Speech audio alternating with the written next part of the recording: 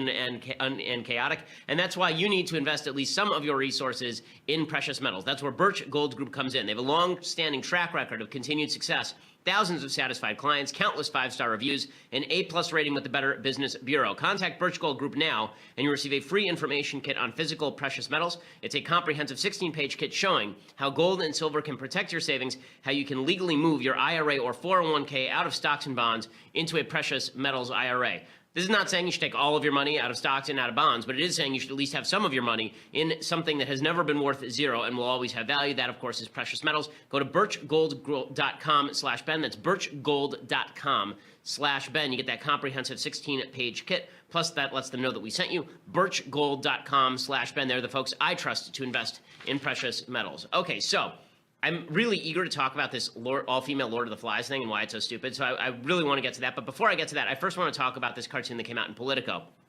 If you want to know why there's a cultural divide in this country, it's because even the things that ought to bring us together can still be used to tear us apart. Okay, here is a cartoon that came out yesterday from Politico. The author, the creator of this atrocity, his name is Matt Worker, I believe, and if you can't see it, what it shows is a helicopter with the U.S. logo on it, trying to rescue a guy. The guy is obviously supposed to be a Texan, right? And he is sitting there in a shirt that is a Confederate flag and a cowboy hat and boots. For some reason, his jeans are tucked into his boots. I've never met a Texan who actually tucks his jeans into his boots. But in any case, he's there in a basket, and next to him is a flag that says, "Don't tread on me," as he's being picked up from the waters. And then the guy is shouting, "Angels sent by God." And then there's a house next to him, and the water is up to the roof of the house. And on top, there is a sign that says secede, like Texas secede. And then a little girl on top of the roof, and a rescuer who is trying to put a life jacket on the little girl, and it says, actually Coast Guard sent by the government. So not angels sent by God, Coast Guard sent by the government. There are so many things wrong with this idiotic comic that it's almost impossible to hit them all. Number one, let's begin with the caricature of religious people, this angel sent by God routine. Okay, this is so intensely stupid, I can't even tell you. The reason this is so intensely stupid is because religious people don't actually believe that angels are going to save them from the water. They believe that human beings can sometimes act as instruments of God's will in saving them. Okay, there's a very famous religious joke. Every religious person knows this joke, but for those who are not religious in the audience, this is something religious people tell. This is a religious person joke, okay? Here's the joke. Isn't that good? But here's the joke. Okay, the joke is there's a flood, and there's a guy who's trapped in the flood. And so he prays to God, and he says, "God, please send me help." And next thing he knows, a car drives up and says, "Hop in, dude. It's time to get out of here." And he says, "Listen, I've talked to God. God is going to send me help." So the car drives away. Next thing that happens, a boat comes up, and the guy in the boat says, "Jump in." And the religious guy says, "No, no, no. I've prayed to God. God will help me." So the boat motors away. And here comes a helicopter, and the helicopter comes and says to the religious guy, "Dude, jump in," lowers a rope to him. He says, "No, no, no, God is going to save me." So naturally, he drowns. And then he goes up to heaven, and he says to God, "Hey, I prayed. Where were you?" And God says, "I sent you a boat, I sent you a car, a boat, and a helicopter." What do you mean, where was I? Okay, that's how religious people actually think of this sort of thing. So this idea that it's angels sent by God, like they don't understand that it's actually the Coast Guard. It can be both the Coast Guard and also human beings can act as angels in times of need. In fact, little known fact about Hebrew that our non-Jewish friends probably don't know, the word for angel is malach in Hebrew. The word for messenger in Hebrew is malach. So human messenger and angel are the same exact word in Hebrew.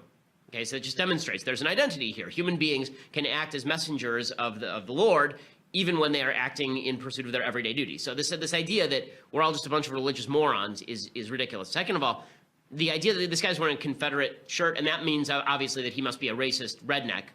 It's worth noting that the precincts that have been flooded in this hurricane voted for Hillary Clinton overwhelmingly. Overwhelmingly, they voted for Hillary Clinton. In fact, the state of New Jersey voted in fewer numbers for Hillary Clinton than these districts did by percentage. So it was a bunch of Democrats getting hit by this hurricane. So they're ripping on the people of Texas as though they are uniformly Trump voters. Not even true. Okay, finally, when it says it's the Coast Guard sent by the government, how dare people in Texas think that they want to secede? Okay, let's be clear about this. The vast majority of resources that are being brought to bear in Houston are local and state. They are not federal resources. Federal resources provide the vast minority of support. That means that even if Texas were to secede, do you think they really wouldn't have any sort of Coast Guard facilities? Texas is a very wealthy state. Texas has its own nuclear weapons in the Air National Guard. The idea that Texas is going to, I mean, they're under federal auspices, but still, the idea that Texas is going to go completely broke if it were to secede, they wouldn't be able to rescue their own citizens, is absolute nonsense, considering the people who are actually rescuing their citizens are folks who are working for the state of Texas. And just because you believe in state sovereignty, just because you believe in state power under the Constitution, does not mean that you're against the government helping you out with your own taxpayer dollars. I mean, that's why we pay for fire services. This is why we pay for the police. So this cartoon is so stupid in every way, but what it's really designed to do is suggest that Texans are just a bunch of loon bags who don't understand the beauty of government. If they just understood the power of government and the beauty of government, then they would get behind a bigger, stronger government and spend more money, and they wouldn't be these crazy Trump voters that they are. That's what this cartoon is supposed to mean. It's cruel, it's nasty, and it's stupid all at once. It's especially stupid because the fact is that how are Texans acting during this? They're not sitting around waiting to be rescued. This is a picture tweeted out by a radio host named Michael Berry. This is the 12. This is a picture of a bunch of people in Texas in line. Can we grab that? It's okay. There it is. Okay, so you can see this giant line of people. Is that giant line of people waiting to get services? Is that a giant line of people at a food bank? No, it turns out that these are a bunch of people in the center of Houston who are waiting in line to volunteer. Look at the size of that line. Hundreds of people waiting in line to volunteer. Those are the people that this idiot asshat, Matt Worker, is ripping on in Texas. Okay, those are the people of Texas. Those are the people who are helping each other out. Charlie Hebdo did exactly the same routine, except more blatant. Charlie Hebdo, which is, at least they're equal opportunity offenders. They went after Muslim, Mohammedan, and Islam in such a way that they ended up as the target for a terrorist attack a few years back, as you recall. Charlie Hebdo ran a cartoon that showed a bunch, it says, Dieu existe. I don't speak French, so I assume that means God exists. And they are celebrating the flood because it's a bunch of people, you can't see it, but I'll describe it to you. It's a bunch of hands going up in the Heil Hitler salute and a bunch of Nazi flags that are halfway underwater. So it's a bunch of Nazis who are drowned. It says the cover of the magazine is totally captioned, God exists. He drowned all the neo-Nazis of Texas. Again, the districts were a bunch of Democrats. Second, the people of Texas are not neo-Nazis. This is insane. The racial makeup of the city is not, let me give you the racial makeup of the city of Texas according to the census of 2000. Okay, it's 49.3% white, which includes Hispanic. Okay, 25% black or African American. So that means that this is one of the most diverse cities in America, and they're saying that it's a bunch of white supremacists. But again, the left stereotypes have no end here, and they're really quite horrifying and disgusting. And you wonder why people react by saying that they'll vote for Trump. It's because they're reacting to stupidity like this. It's because they're reacting to grossness like this. Okay, so the truth is that the vast majority of people are not reacting well to these sorts of cartoons. Even the left was a little upset with Politico revealing the hard left's biases. Charlie Hebdo's cartoon is not going over like gangbusters, but it does demonstrate the cultural stereotyping that goes on of people in Texas, that everybody thinks that people in Texas are a bunch of rednecks outside of Texas, and that cultural divide is getting worse, not better. I mean, to the point where when Chris Pratt, the actor, said at one point that Hollywood doesn't do a good job of appealing to blue-collar Americans outside the major cities, and he was ripped up and down by the left and then forced to backtrack. It's true. Hollywood does a horrible job of demonstrating what it is for people who live outside the major cities, because the vast majority of people who populate our pop culture are folks who are from major cities. They're people from LA. I've lived here my entire life. People from New York, people from Chicago. They mostly come from big cities. The myth of the person who comes from Kansas and hits it big in Hollywood, it happens, it's true, but the vast majority of people who work in Hollywood are from Hollywood.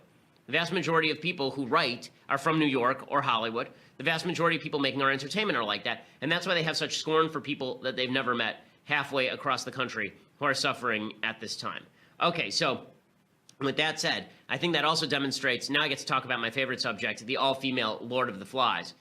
Before I talk about all-female Lord of the Flies, however, I want to say thank you to our sponsors over at Upside.com. So if you are traveling and you need a ticket fast and you're traveling for business and you want to save a lot of money, the best way to do it is Upside.com. You can look for You have the exact flights that you need, plus big names hotels you want to stay at. You can buy them separately or you can bundle them together. You can even add a ride. When you bundle, you save more money. But not only do you save more money, you also get a gift card to Amazon.com. So the way that it works is that you register over at Upside.com, and then when you register at Upside.com, you end up saving a bunch of money, and there's on your account, the Amazon gift card will pop up. They have expert navigators who are always available 24/7 through phone, chat, social, and email to help at any time. They have concierge level service, second to none. It's not like one of these other websites where you go there, you buy the ticket, and you never hear from the people again, and you can't find anybody when you need to, and you're totally screwed if something goes wrong. Upside.com gives you the VIP treatment while you're still paying the low prices. Again, you save the money, your company saves the money when you buy the tickets, and then on your account pops up the Amazon gift card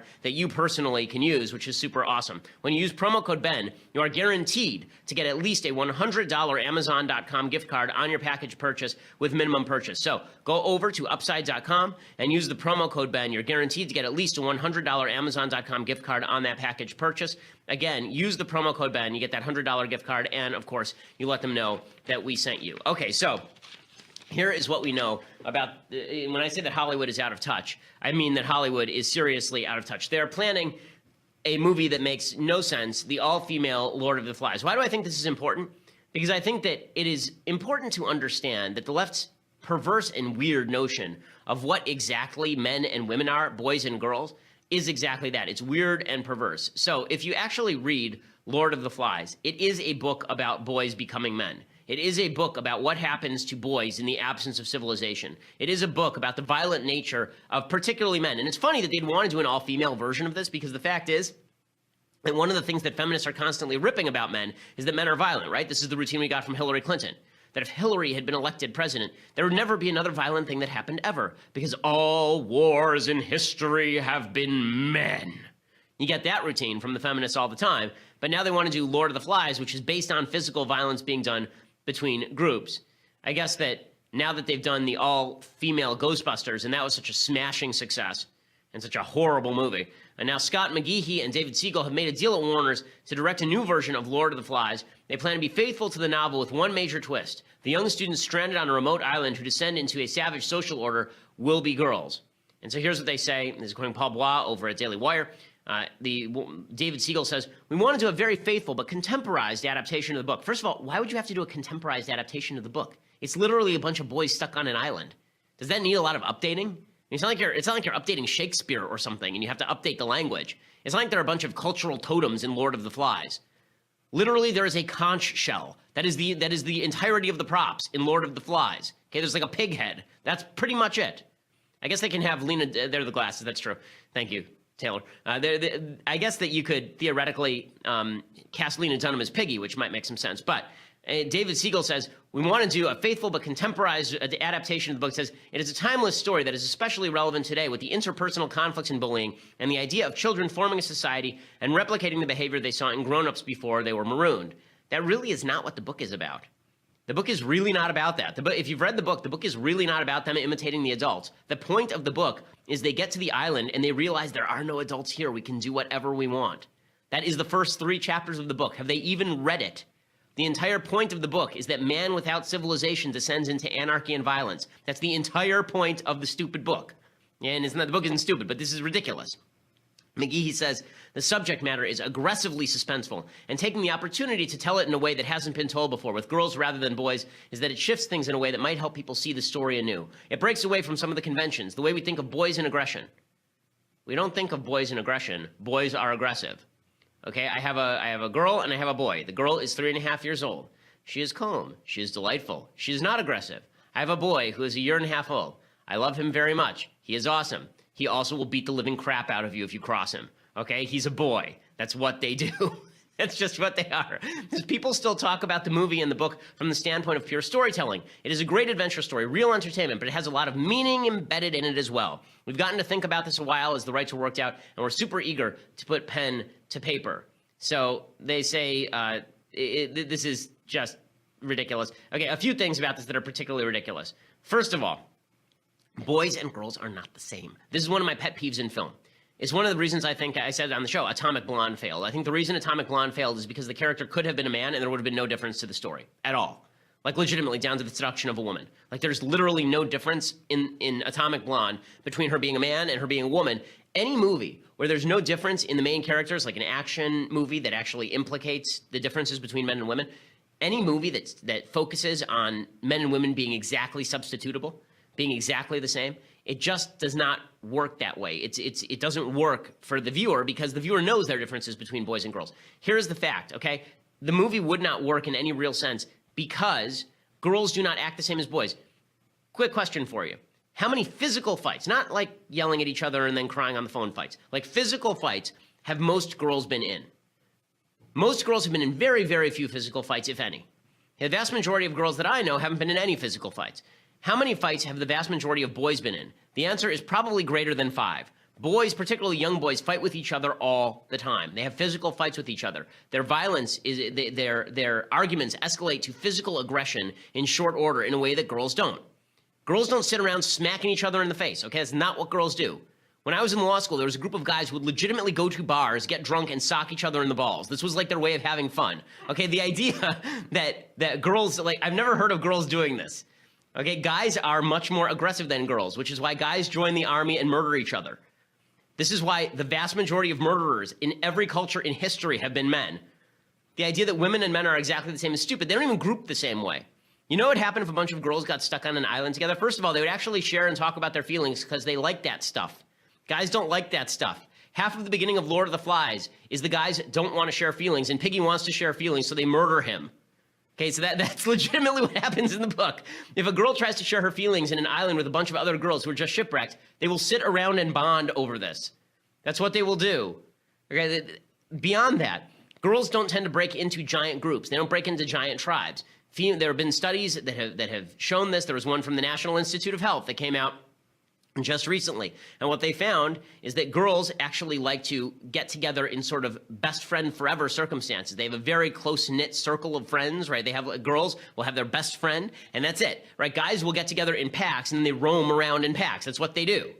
Because guys are basically just chimpanzees, like male chimpanzees. They walk around in packs. That's what happens in Lord of the Flies. They break down into packs, and then they fight each other. Because men are looking for physical safety from other men, and so they band together to provide that physical safety for one another. Girls, in the absence of guys, are not deeply worried about other girls physically attacking them, and so they only need somebody with whom they can spiritually and mentally bond. That's what they are looking for.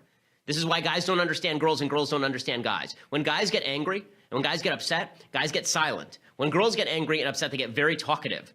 Okay, girls actually want to talk about their feelings. They want to talk about what's upsetting them. Guys tend to go quiet, and then girls are like, "Why won't you talk to me?" It's like, because this is what guys do.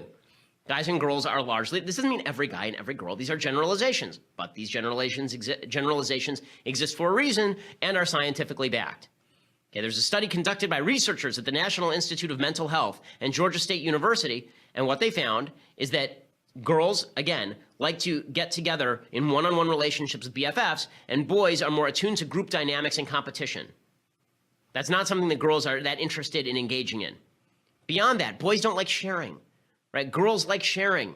Okay, this is according to the APA, the American Psychological Association. Quote, research has long shown that boys are less likely to disclose thoughts and feelings with one another than girls are. Popular psychology had posited that boys' reticence to talk about feelings was a fear of being embarrassed or ridiculed by peers. But new research in press at child development suggests differently. Rather than feeling embarrassed, it finds, boys perceive that sharing is simply a waste of time. Yes, this is correct. This is what men think. When people want to share feelings, we're like, shut up. No one cares. Okay, when girls want to share feelings, they think sharing feelings makes social bonds stronger. Girls are right on this and guys are wrong, but guys are right that if you spend all your time sharing your feelings, nothing gets done. Okay, but this is why you have societal breakdown in Lord of the Flies, because it's not a bunch of guys sitting around and talking about how sad it is that some of their friends just drowned and how they wish they could get back to civilization and how much they miss their parents. It's a bunch of guys going, I don't want to talk about that crap, let's go kill a pig. Right, that's what Lord of the Flies is. So, the reason I'm upset about this is, once again, Hollywood is trying to promote this idea that boys and girls are the same. Boys and girls are not the same, and people who say that boys and girls are the same are super, super stupid in every possible way. Boys and girls are not the same. Boys can't become girls. Girls can't become boys. There are some boys who tend toward more feminine behavior and some girls who tend toward more masculine behavior, but on the whole, there are massive differences, and just plopping girls into boys' roles doesn't do the trick. It's so annoying. I mean, can you imagine, like, how about an all-male beaches? Right? I mean, as long as we're going to be just substituting sexes, how about we just do all-male beaches, with like Bette Midler? How bad would that movie be? Right? About as bad as an all-female Lord of the Flies. Like, do you really want a movie that has in it Bette Midler and Barbara Hershey and Mayim Bialik, and then instead you have like Arnold Schwarzenegger and Sly Stallone? They're just sitting around talking about their feelings, and then there's a picture on the piano of Arnold Schwarzenegger and Sly Stallone in the poster for the film. Yeah, I didn't think so either. God, people, can we understand that human beings like watching human beings act like the actual human beings that they see in real life? They don't want women who act like men. It does not say women can't be action stars, right? If you watch Aliens, then you see Ripley, right? You see Sigourney Weaver picking up the mantle of what could be a male action part, but the whole point is because everyone else is dead and there's no one there to save her, right? She has to fulfill that role. This happens in real life too, and that's why it rings true. Linda Hamilton in Terminator 2, she's also forced into the circumstance. Like the transition between Linda Hamilton in Terminator 1 and Linda Hamilton in Terminator 2 is really fascinating. In Terminator 1, she's a very feminine character who's being protected by this guy who has come to protect her unborn child, right? Protect her from being murdered. And so she's a very feminine character. In Terminator 2, there's no one there to protect her, and so she has to step up and do it herself. That's not the same thing as saying that Linda Hamilton in Terminator 2 should have been Linda Hamilton in Terminator 1 and told the guy who came back from the future to go screw himself, she can protect herself. That'd be a dumb movie. No one would watch that movie because it'd be stupid. Okay. Meanwhile, on a less light note, President Trump traveled to Missouri yesterday to talk about taxes. I want to talk about that. But first, you have to go over and subscribe. For $9.99 a month, you get this podcast live, this magical, unbelievable, indescribable podcast live. You get it later without commercials. You get it on video. Plus, you get Michael Knowles' interminable show. You get that in about an hour or a couple hours, I guess, 12:30. You get Andrew Klavan's show coming up at 10:30 as well. Both of these are excellent shows, and you should go watch them and subscribe for $9.99 a month to do so. Also, if you want the annual subscription, then you get this, the very finest in all beverage-carrying vessels, the Leftist Tears hot or cold mug. You may have been told by others that it is not up to snuff. Their names may rhyme with Fleven Clowder, but that does not mean that what he says is true. That is fake news. This is the greatest mug available. This tumbler, it's spectacular. And you get that with an annual subscription of $99, which saves you a lot of money off the $9.99 monthly subscription. Do a little math. You saved $20 if you actually get the annual instead of the monthly. You see, I just did that in my head. Amazing. You get all that. Okay, so if you just want to listen later, go over to iTunes or SoundCloud, subscribe, leave us a review. Always helps us with the rankings in iTunes, and we appreciate it. We are the largest and fastest growing conservative podcast in the nation by a long shot.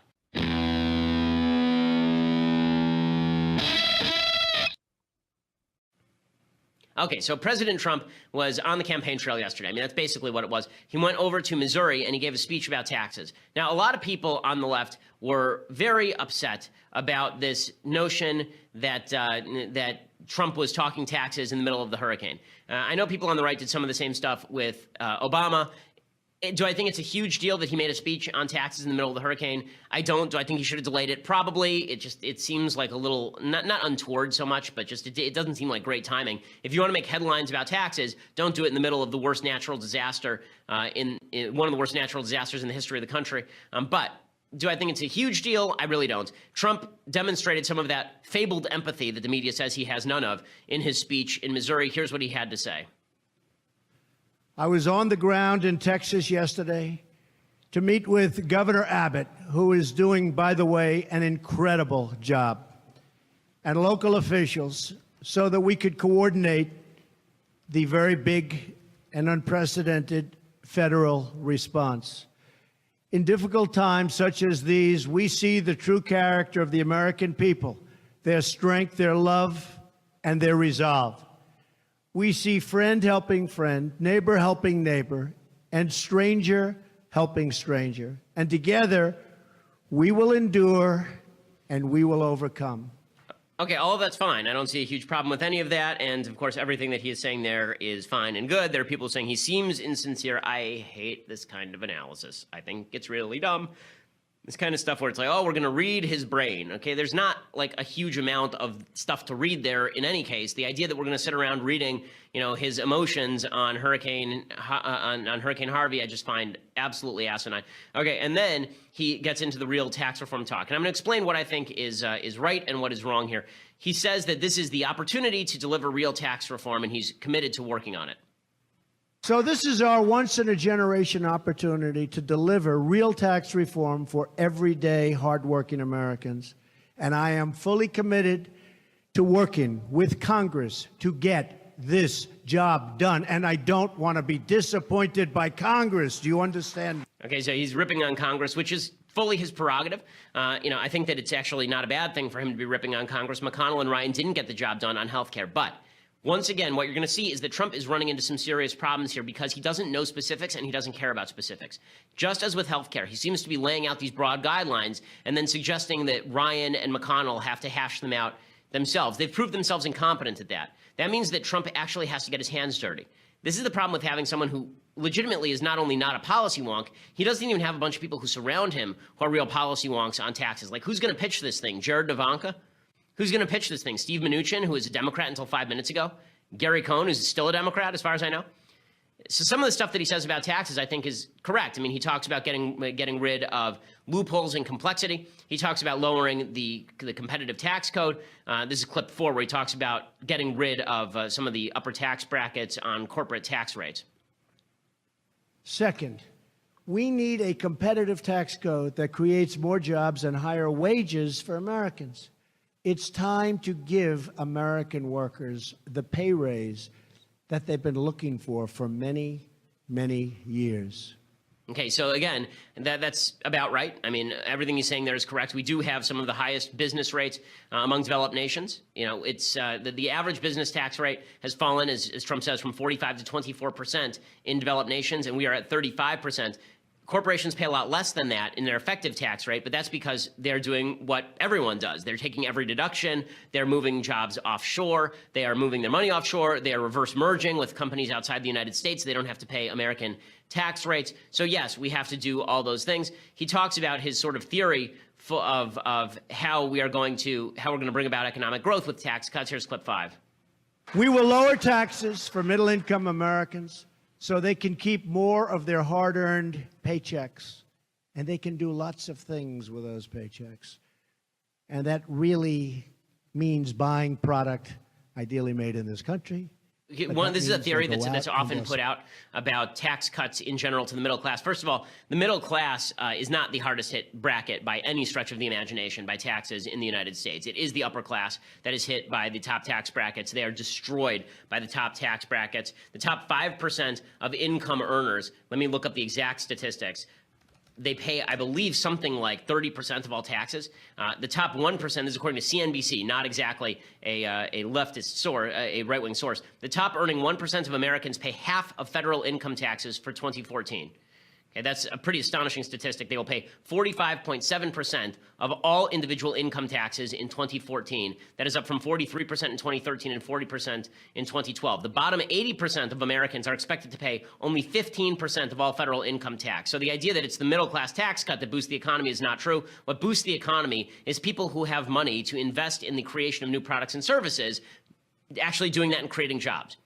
Right? We here at the Daily Wire have created an enormous number of jobs. Why? Because we have funders who are billionaires who decided to invest that capital in building a new company and trying to generate more profit. And in generating that new profit, that has made people who work for the company more wealthy. It's made people who work for the company more employed. You know, all of this is how economics actually works. No one has ever worked for a poor person. It doesn't work that way. You don't get hired by a poor person. Even middle class people, it's good that they should have more money in their pocket that they earned, just as a moral principle. But the way that economics really moves forward, the reason you have better products and services for the same dollars you used to spend on an iPhone 3, you're now spending on an iPhone 7, is because there are people at the top who are actually directing those funds toward investment, not just directing those funds toward the buying of things, right? There's actually a Keynesian view that Trump is espousing there of taxes.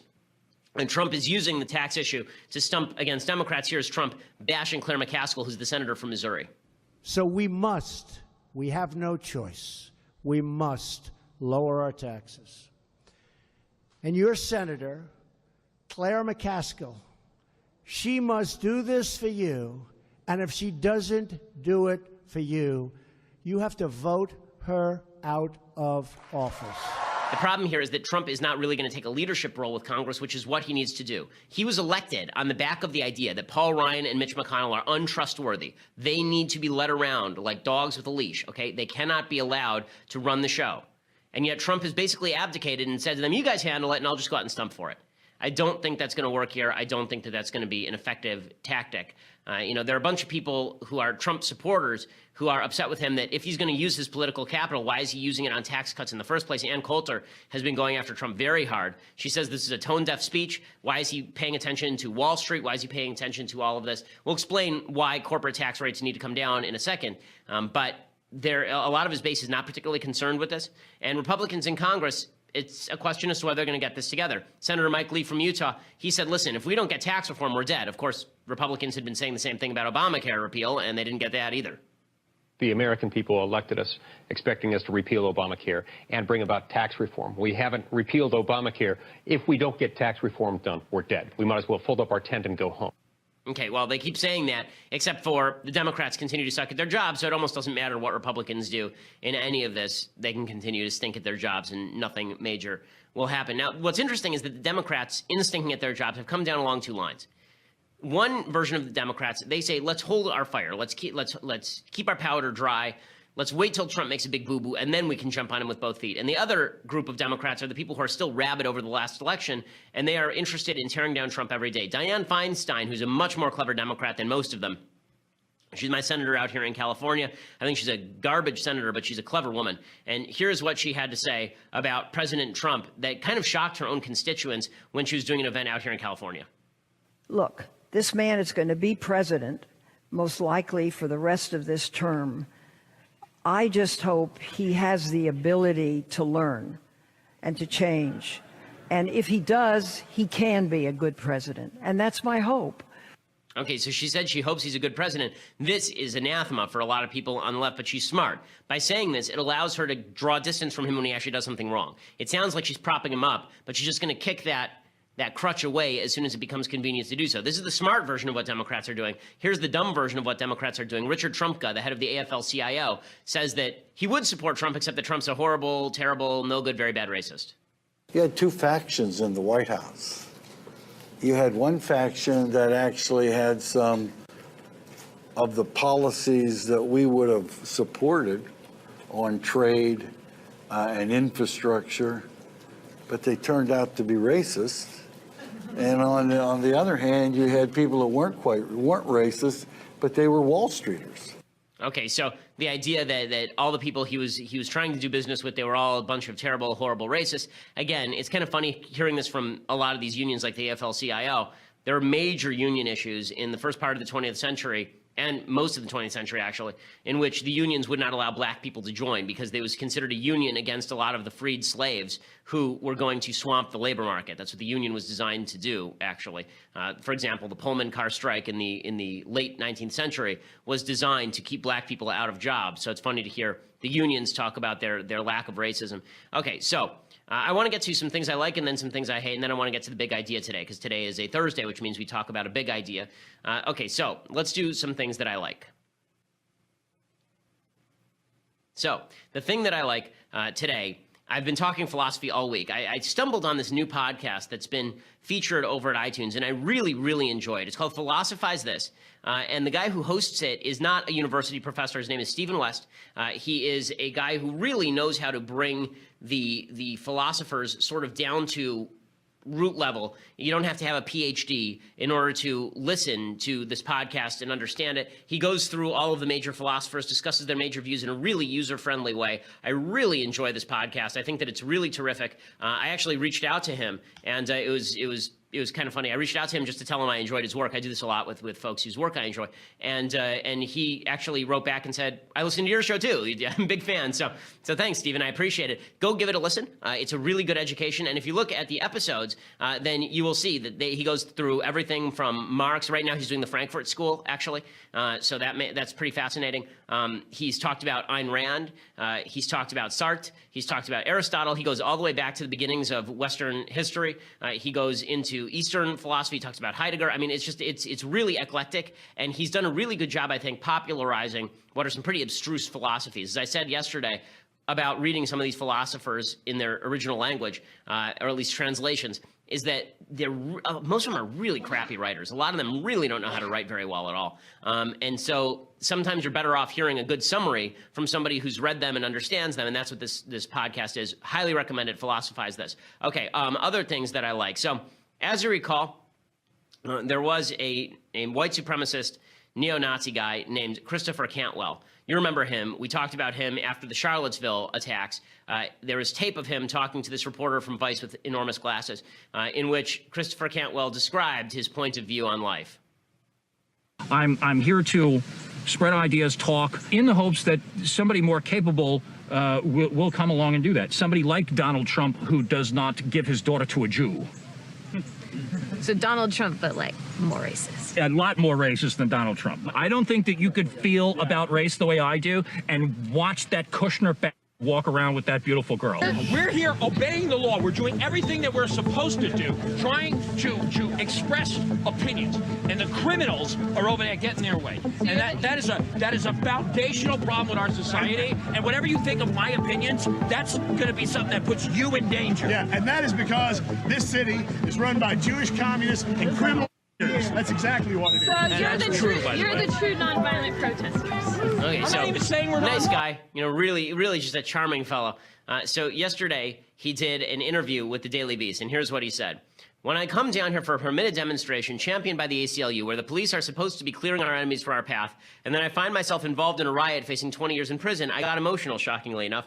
1 minute I'm an effing white supremacist terrorist, and the next minute I'm an effing crybaby. I'm a GD human being. So the reason that I put this in things I like rather than things I hate is because I think there is something to this. When I say there's something to this, I don't mean that he's a victim.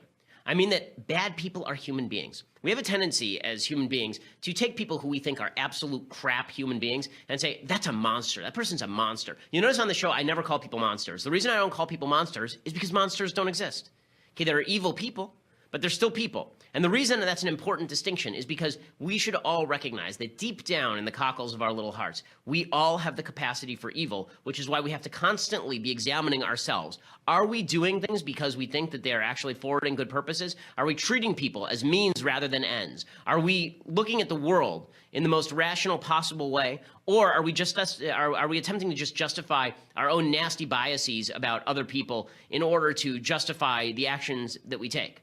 Right? We all have the capacity. I mean, it's sad to say this, but we all have the capacity to become somebody like Christopher Cantwell. One of the things that drives me absolutely up a wall is whenever people discuss the Nazi period, they suggest they treat it as though it was like a collective psychosis just came over Germans. Like they were just sitting there one day and then boom, a miasma of insanity hit the German people and they were all Nazis murdering Jews. That's not how evil works. Okay, it didn't work that way in the Soviet Union. It didn't work that way in Germany. There were a lot of people who you would consider very good who went along with Hitler because they thought they were doing the right thing for their country. There are a lot of very good people who went along with the Confederacy because they thought that they were doing the right thing, and it turned out they were believing something really evil in order to justify their own behavior. Everyone has the capacity to be evil. Okay, this is the difference between the religious and, by the way, scientific worldview and the sort of post-Enlightenment rationalistic secular humanist worldview. The post-Enlightenment worldview of the secular humanists is that human beings were created to do good. It's only our circumstances, our social environment that has made us bad. If it weren't for that social environment, we would have the capacity to rise to the stars. The religious worldview says we are born essentially sinful creatures. There are limitations to our good, and we can try to overcome them. The Jewish view is that your good side and your bad side are basically fighting it out. There's something called the Yetzer Hara, which is your desire to do evil, and then there's your Yetzer HaTov, which is your desire to do good, and those are in constant conflict with one another. You know, that notion is a lot closer to the scientific notion of what human beings are. We are not blank slates, as John Locke actually thought. We are much more akin to the sort of pre-written vehicles that David Hume or Immanuel Kant talked about. These folks who thought that we were stamped with the imprimatur of nature and God, and that means that we are capable of both good and evil. We can all become this piece of garbage, okay? He is a human being. He is a human being. That's not a recommendation for him. It's a warning to us. Okay, the label human being isn't a recommendation of evil human beings. It's a warning to us that we can become evil human beings. So that's why I put this in things I like. Okay, time for a couple of things that I hate. So Michael Eric Dyson, who I believe is a professor over at Georgetown, he was giving a speech yesterday, and once again, he's trotting out this same nonsense they used to say about Mitt Romney, that if Donald Trump doesn't like you, it's just because you're black. So he suggests that Donald Trump doesn't like Barack Obama, not because he disagreed with Barack Obama or thought he was a bad president, but because he hated the fact that a black man was in charge. The reason we are here is to remind this nation that God is still on the throne. That no matter how much power you think you got, you ain't God. Now, let's be real. We ain't said much about it today, but we know part of the problem going on now is because one guy in office hated the guy who came before him. You just mad a Negro was in charge. The anti-blackness that we see manifest with lethal ferocity and troubling reality is mirrored in the fact that ye just hate the fact that a black man was in charge. Smarter than you. So tired of this nonsense. Maybe Trump just didn't like Obama because he didn't like Obama and he doesn't like lots of people. This attempt by the left to paint everything as racist, including the things that Republicans hate. Everything Republicans hate is because of racism. It has its natural outcome in cartoons like that idiotic cartoon that you saw at Politico or the one from Charlie Hebdo. If you disagree with Michael Eric Dyson, it's because you must not like having a black guy in charge, not because you thought Obama was a crappy president. Okay, I want to get right to the big ideas before we run out of time here. So I want to talk about taxes and why it is imperative to lower taxes. Okay, so this is something called the Laffer curve. This is a very famous thing. I'm going to explain to you what this means. Okay, basically the Laffer curve, which is something that an economist named Art Laffer basically drew up on the back of a napkin to show to the Reagan administration, and this became sort of their guiding policy. What he said is, if you are, there's tax rates, 0 to 100%. And then there's tax revenue, how much the government takes in. If you go to 0%, the government takes in $0, right? Because if you take 0% of anybody's income, the government has no money. If you take 100% of everybody's income, the government also has $0 because people just stop producing. Why would you produce for a government that's just going to take your money anyway without compulsion? That's what the Laffer curve shows. So he says is there's some point in the middle of that curve where you reach maximum possible tax revenue brought into the government. And what you see is that historically speaking, every time taxes are dramatically decreased, income to the government, revenue to the government goes up. So when tax rates were slashed dramatically during the 1920s, dropping from over 70% to less than 25%, personal income tax revenues increased substantially. Revenues rose from $719 million in 1921 to $1.164 billion in 1928, an increase of 61%. In the 60s, same thing. John F. Kennedy lowered tax rate reductions, moved the top tax rate down from 90% to 70%. Tax revenues climbed from $94 billion in 1961 to $153 billion in 1968, an increase of 62%. Still 33% increase after adjusting for inflation. Under the Reagan tax cuts, the tax revenues received by the government rose from $517 billion to $909 billion in 1988.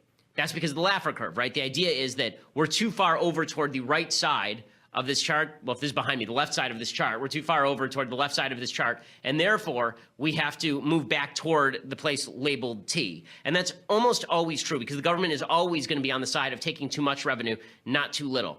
The problem with the Laffer curve is that people have begun using the Laffer curve as an excuse for what tax rates ought to be. Well, you see, a lower tax rate would be better because the government can then take in more money.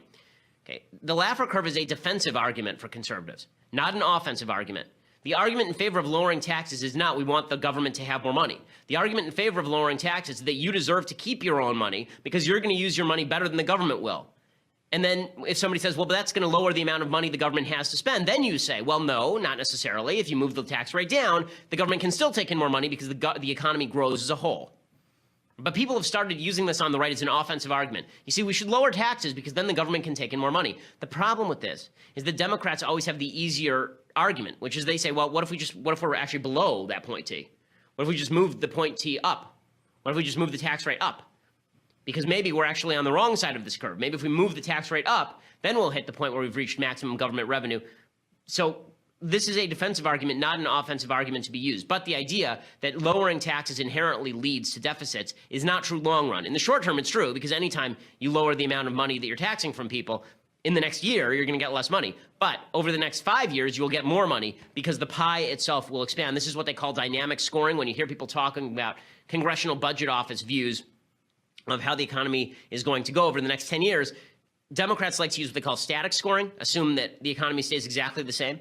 And Republicans like to use dynamic scoring, assume that the economy is going to shift and grow as a result of the economic policies that we take today. So there's a little bit of background on the Laffer curve. So when you hear people talk about it, now you know what the Laffer curve is, why it's important, and what exactly it means. Okay, we'll be back here tomorrow with all the latest updates, and we'll do the mailbag. I'm Ben Shapiro. This is The Ben Shapiro Show.